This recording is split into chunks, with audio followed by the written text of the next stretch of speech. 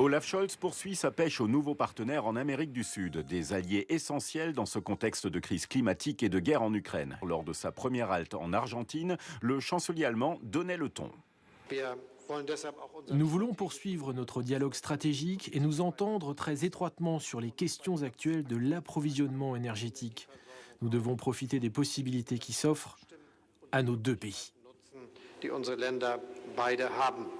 Car l'Amérique du Sud possède les matières premières dont une nation industrielle comme l'Allemagne a besoin. Du cuivre, d'immenses gisements de gaz de schiste et le lithium, présent dans les batteries des voitures électriques.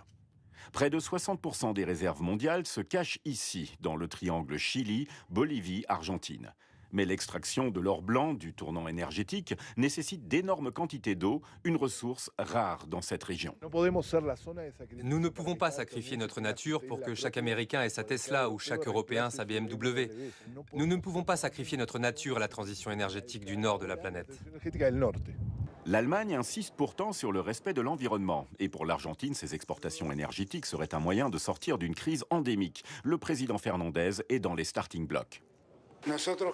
Nous voulons donner un coup de fouet à l'accord de libre-échange avec l'UE et le mettre enfin en application. Et il me semble que la situation est plus favorable depuis que le président Lula est aux commandes au Brésil.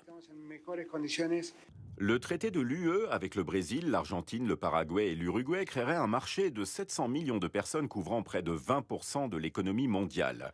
C'est surtout au niveau de la protection de l'environnement en Amazonie que le bas blesse. C'est pourquoi Lula apparaît comme un meilleur partenaire.